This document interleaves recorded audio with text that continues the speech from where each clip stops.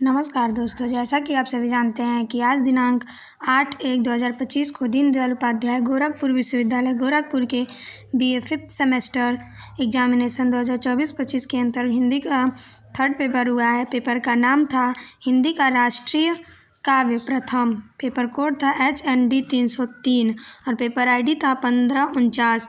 आइए आज हम इसके आंसर की को देखेंगे। अगर आप चैनल पर नए हैं तो चैनल को लाइक शेयर और सब्सक्राइब करना न भूलें।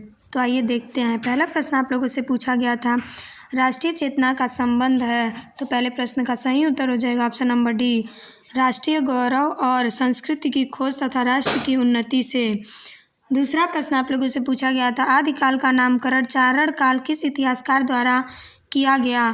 तो दूसरे प्रश्न का भी सही उत्तर हो जाएगा ऑप्शन नंबर डी, ग्रियर्सन व राम कुमार वर्मा। तीसरा प्रश्न आप लोगों से पूछा गया था, आलखंड का प्रधान रस कौन सा है। तीसरे प्रश्न का सही उत्तर हो जाएगा ऑप्शन नंबर ए, वीर रस। चौथा प्रश्न आप लोगों से पूछा गया था, आदिकाल का नामकरण वीर काल किस इतिहासकार द्वारा किया गया। तो चौथे प्रश्न का सही उत्तर हो जाएगा ऑप्शन नंबर ए, विश्वनाथ प्रसाद मिश्र। पांचवा प्रश्न आप लोगों से पूछा गया था, वीर रोष बट बैर बर काव्य पंक्ति है। तो पांचवें प्रश्न का सही उत्तर हो जाएगा ऑप्शन नंबर बी, चंद बरदाई की। छठवां प्रश्न आप लोगों से पूछा गया था, पृथ्वीराज रासों में कितने समय या सर्ग हैं। तो छठवें प्रश्न का सही उत्तर हो जाएगा ऑप्शन नंबर डी, 69 समय। सातवां प्रश्न आप लोगों से पूछा गया था, परमाल रासों के रचयिता हैं। तो सातवें प्रश्न का सही उत्तर हो जाएगा ऑप्शन नंबर सी, जगनीक। आठवां प्रश्न आप लोगों से पूछा गया था, पृथ्वीराज रासो किस काव्य विधा की रचना है। तो आठवें प्रश्न का सही उत्तर हो जाएगा ऑप्शन नंबर डी, चरित काव्य। नौवां प्रश्न आप लोगों से पूछा गया था, गोस्वामी तुलसीदास को जातीय कवि किसने कहा। तो नौवें प्रश्न का सही उत्तर हो जाएगा option number B, Ramvilas Sharma. 10वां प्रश्न आप लोगों से पूछा गया था, भक्ति काल को किस विद्वान ने लोक जागरण काल के नाम से पुकारा है। तो 10वें प्रश्न पे हमें थोड़ा डाउट है, आप लोग सही उत्तर कमेंट करिएगा। मैं ऑप्शन ए के साथ जाऊंगी, हजारी प्रसाद द्विवेदी। 11वां प्रश्न आप लोगों से पूछा गया था, असत्य कथन है। तो 11वें प्रश्न का सही उत्तर हो जाएगा ऑप्शन नंबर सी, देश वत्सलता और लोक शिक्षण को भारतेंदु से नाटक का उद्देश्य नहीं माना। भारतेंदु ने नाटक का उद्देश्य नहीं माना। 12वां प्रश्न आप लोगों से पूछा गया था, रोबहु सब मिली आवहु भारत भाई पंक्ति किस कवि की है। तो 12वें प्रश्न का सही उत्तर हो जाएगा option number A, Bharatendu Harishchandra. 13वां प्रश्न आप लोगों से पूछा गया था, वे आ रही थे जो कभी अपने लिए जीते न थे काव्य पंक्ति है। तो 13वें प्रश्न का सही उत्तर हो जाएगा option number D, Maithili Sharan Gupt. 14वां प्रश्न आप लोगों से पूछा गया था, छायावाद को चित्र भाषा पद्धति कहा है। तो 14वें प्रश्न का सही उत्तर हो जाएगा option number B, doctor Nagendra ने। 15वां प्रश्न आप लोगों से पूछा गया था, भूषण किस धारा के कवि हैं। तो 15वें प्रश्न का सही उत्तर हो जाएगा ऑप्शन नंबर डी, रीति मुक्त धारा के। 16वां प्रश्न आप लोगों से पूछा गया था, हाथिन के हौदा उकसाने कुंभ कुंजर के खाली स्थान को भजाने अली छूटे लट खाली स्थान के में रिक्त स्थान भरे। तो 16वें प्रश्न का सही उत्तर हो जाएगा ऑप्शन नंबर सी, भौन केस। हाथिन के हौदा उकसाने कुंभ कुंजर के भौन को भजाने अल छूटे लट केस के। 17वां प्रश्न आप लोगों से पूछा गया था, सही कथन है। तो 17वें प्रश्न का सही उत्तर हो जाएगा ऑप्शन नंबर बी, भूषण पन्ना के महाराज छत्रसाल के आश्रित थे। 18वां प्रश्न आप लोगों से पूछा गया था, गुरु गोविंद सिंह की रचनाओं का संग्रह का नाम है। तो 18वें प्रश्न का सही उत्तर हो जाएगा ऑप्शन नंबर सी, दशम ग्रंथ। 19वां प्रश्न आसान पूछा गया था, गुरु गोविंद सिंह का जन्म स्थान है। तो 19वें प्रश्न का सही उत्तर हो जाएगा ऑप्शन नंबर ए, पटना। 20वां प्रश्न आप लोगों से पूछा गया था, निकसत म्यान ते मयूखै प्रलय भानु कैसी काव्य पंक्ति है। तो 20वें प्रश्न का सही उत्तर हो जाएगा ऑप्शन नंबर सी, भूषण की। 21वां प्रश्न आप लोगों से पूछा गया था, भूषण कवि को भूषण नाम किस राजा के द्वारा प्रदान किया गया। तो 21वें प्रश्न का सही उत्तर हो जाएगा ऑप्शन नंबर सी, चित्रकूट के राजा रुद्र द्वारा। 22वां प्रश्न आप लोगों से पूछा गया था, देव शिवा बरु मोही यह की भाषा है। तो 22वें प्रश्न का सही उत्तर हो जाएगा ऑप्शन नंबर बी, ब्रज भाषा। 23वां प्रश्न आप लोगों से पूछा गया था, सही कथन है। तो 23वें प्रश्न का सही उत्तर हो जाएगा ऑप्शन नंबर ए, देह शिवा बरु मोह यह गुरु गोविंद सिंह द्वारा रचित चंडी चरितर में एक शब्द है। 24वां प्रश्न आप लोगों से पूछा गया था, मैथिली शरण गुप्त की कविता मातृभूमि में मातृभूमि के लिए नहीं कहा गया है। तो 24वें प्रश्न का सही उत्तर हो जाएगा ऑप्शन नंबर डी, दुखमयी। 25वां प्रश्न आप लोगों से पूछा गया था, रिक्त स्थान की पूर्ति कीजिए, यह पुण्य भूमि प्रसिद्ध है, इसके निवासी। 25वें प्रश्न का सही उत्तर हो जाएगा ऑप्शन नंबर बी, आर्य हैं। यह पुण्य भूमि प्रसिद्ध है, इसके निवासी आर्य हैं। 26वां प्रश्न आप लोगों से पूछा गया था, नीलांबर परिधान हरित पट पर सुंदर है, में रिक्त स्थान भरे। तो इस प्रश्न का सही उत्तर हो जाएगा ऑप्शन नंबर सी, हरित। 27वां प्रश्न आप लोगों से पूछा गया था, सुमेलित करें। तो 27वें प्रश्न का सही उत्तर हो जाएगा ऑप्शन नंबर डी, ग का एक, मतलब सुभद्रा कुमारी चौहान, वीरों का कैसा हो बसंत। ख का 3, मतलब मैथिली शरण गुप्त चेतना। और क का 4, भूषण की रचना है, निज म्यान ते मयूख है।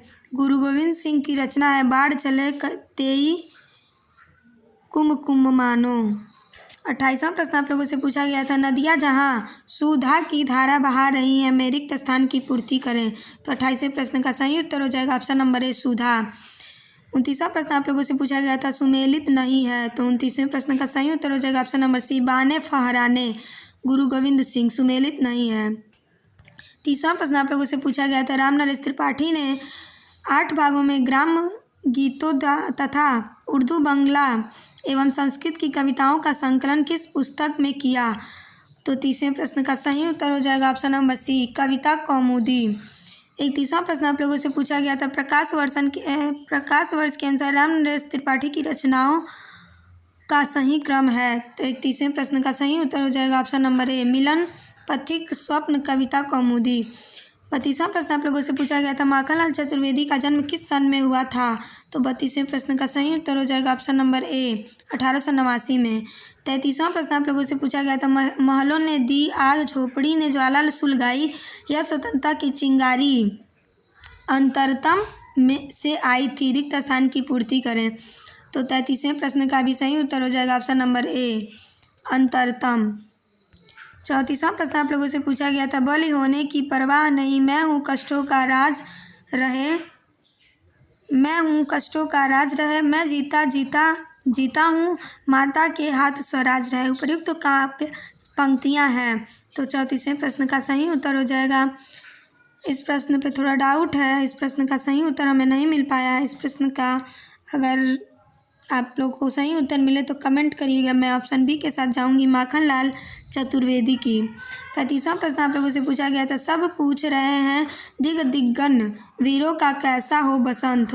तो 35वें प्रश्न का सही उत्तर हो जाएगा ऑप्शन नंबर सी, सुभद्रा कुमारी चौहान की। 36वां प्रश्न आप लोगों से पूछा गया था, सही कथन है।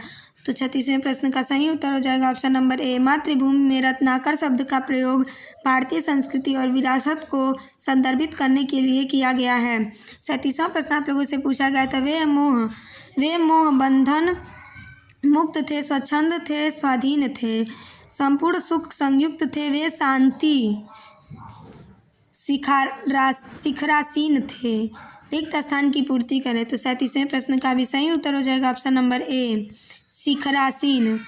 38वां प्रश्न आप लोगों से पूछा गया था, नीचे नील समुद्र मनोहर, ऊपर नील गगन है, घर पर बैठ बीच में विचरू, यही चाहता मन है, पंक्ति है। तो 38वें प्रश्न का सही उत्तर हो जाएगा option number B, Ram Naresh Tripathi की। 39वां प्रश्न आप लोगों से पूछा गया था, कुटियों में भी विषम वेदना, महलों में आहत अपमान, वीर सैनिकों के मन में था अपने पुरखों का अभिमान। उपरोक्त पंक्ति उद्धृत है। तो 39वें प्रश्न का सही उत्तर हो जाएगा ऑप्शन नंबर सी, झांसी की रानी से।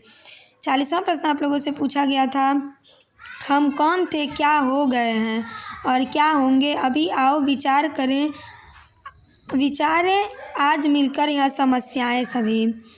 तो 40वें प्रश्न का सही उत्तर हो जाएगा ऑप्शन नंबर ए, उपर्युक्त काव्य पंक्ति का शीर्षक है। इस प्रश्न का सही उत्तर होगा ऑप्शन नंबर ए, आर्य। 41वां प्रश्न पूछा गया था, अधिकार खोकर बैठे रहना यह महादुष्कर्म है, न्यायार्थ अपने बंधु को भी दंड देना धर्म है। उपरोक्त काव्य पंक्ति है? तो 41वें प्रश्न का सही उत्तर हो जाएगा ऑप्शन नंबर सी, मैथिली शरण गुप्त की।